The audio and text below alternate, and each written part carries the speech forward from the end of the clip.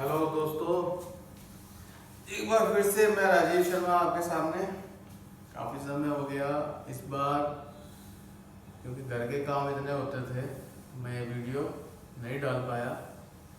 तो अपने आसनों की श्रृंखला को और आगे बढ़ाते हुए अभी तक हमने सारे बैठने वाले आसन कर लिए हैं और अब हम करेंगे पेट के बल लेटने वाले आसनों को। तो उसमें पेट के बल लेटने वाले आसनों में पहला आसन अपन करेंगे भुजंग आसन। तो भुजंग आसन कैसे करते हैं पहले उसको देख लेंगे और उसके बाद उसके क्या लाभ है उसके बारे में बातचीत करेंगे।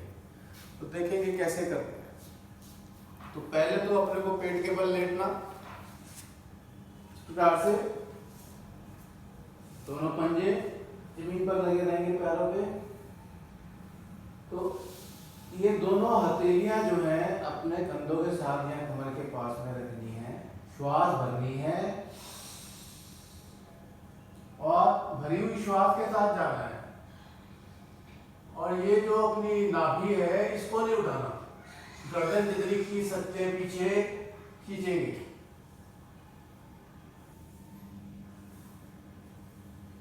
कुछ सेकंड रुकेंगे और वापस श्वास छोड़ते हुए आ जाएंगे। इसे हम भाग 1 भी कह सकते हैं, भुजंगासन भाग 1। और भाग 2 में क्या करना है, इसी प्रकार से आप अपने हाथ लाइए, श्वास भरिए और अब नाभि भी उठा देंगे, यानी नाभि का हिस्सा भी उठेगा।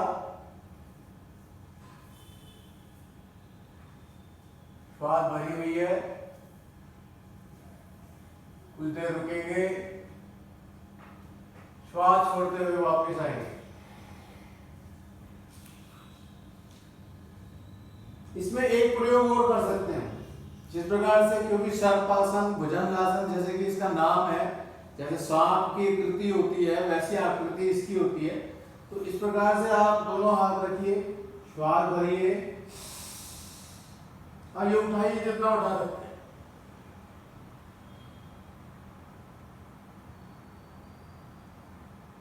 श्वास छोड़ते हुए वापस। तो ये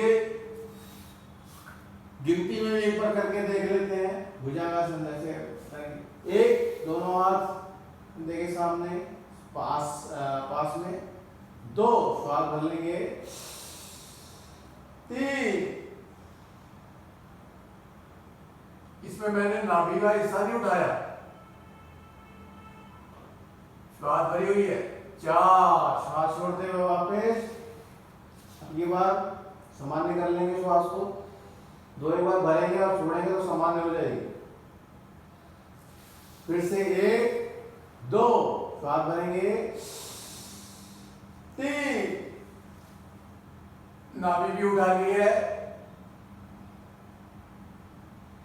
4 श्वास छोड़ते हुए वापस।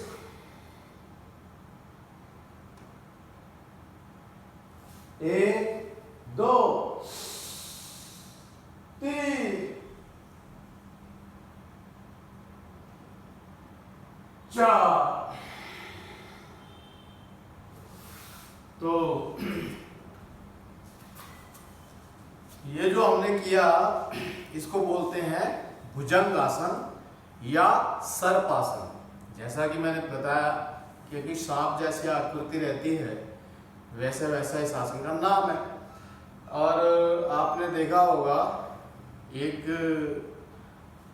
भाग में मैंने भुजंगासन में ही सर्प वाली आकृति, जैसे सर्प के फन होते हैं उस प्रकार से हाथ ऐसे रख के और बिना जमीन पे हाथों को टिकाए ऐसे हाथों को साथ में अपने गर्दन को, अपने आगे के हिस्से को, धड़ को उठाया। उसमें आपको ध्यान में आएगा कि जब आप उठाएंगे श्वास भर के उठाना है, जब उठाएंगे तो नाभि का हिस्सा नहीं उठेगा। यानी जो हमने पहला भाग किया था सर्पासन का, भुजंगासन का, उसमें हमने नाभि का हिस्सा नहीं उठाया था, नाभि अपनी जमीन पर थी। पर जितना आगे का हिस्सा उठा, गर्दन जितनी खींच सकते हैं ऊपर उठा सकते हैं, उठाएंगे। जो प्रारंभ करने वाले हैं, शुरुआत करने वाले हैं, उनको नाभि का हिस्सा नहीं उठाना है। या जिनके बहुत ज़्यादा दर्द है कमर में पीछे, उनको शुरुआत में नाभि का हिस्सा नहीं उठाना है। तो फन वाली कृति को करते हुए या नाभि के हिस्से को, फन वाली कृति को करेंगे भुजंगासन में तो भी आपकी नाभि का नाभि से ऊपर का ही हिस्सा उठेगा, नाभि जमीन पर ही रहेगी। लेकिन आपको बिल्कुल सांप वाले, जैसे सांप के बिना अपनी रीढ़, क्यों सांप में रीढ़ तो होती नहीं है, अपनी ताकत के साथ में उठता है, जो भी रीढ़ होती है, जो भी होता है उसकी ताकत के साथ में वो उठा लेता है अपने, ये हमने देखा ही होगा। तो अब बात कर लेते हैं इस आसन के फायदे, लाभ क्या है। बंधुओं, सबसे पहला लाभ तो ये है, जिन लोगों को निचला यानी निचले कमर के दर्द, लोअर बैक पेन जिसे हम कहते हैं, या अपर बैक पेन जिसे हम कहते हैं, उसमें इसका बड़ा लाभ मिलता है। या कुल मिलाकर कहते हैं कमर के दर्द में सबसे लाभदायक आसन अगर कोई है तो वो भुजंग आसन है। दूसरा, दमा के रोगियों, गले की बीमारियों के लिए में भी ये बड़ा लाभदायक है।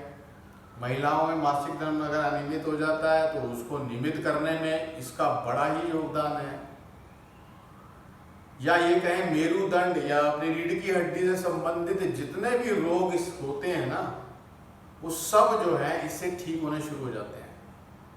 या कहें एक उम्र के साथ में आपने भी देखा होगा कुछ बुजुर्गों को चलने में, पैरों में दर्द रहता है, चलने में दिक्कत आने लग जाती है एक उम्र के बाद में, तो अगर वो भुजंग आसन और साथ में शलभ आसन, शलभ आसन को भी हम अगली वीडियो में देखेंगे, भुजंग आसन और शलभ आसन दोनों का अगर प्रयोग करते रहे ना, तो ये जो परेशानी है छड़ी पकड़ के चलने वाली, या पैरों को बिल्कुल मोड़ नहीं पाते हैं, दर्द रहता है, या रीढ़ की हड्डी में L1 L2 में प्रॉब्लम आ जाती है, L4 L3 में प्रॉब्लम आ जाती है, अगर ये दो आसन शलभ आसन और भुजंग आसन कर लेंगे ना, तो ये सारी समस्या समाप्त हो जाने वाली है।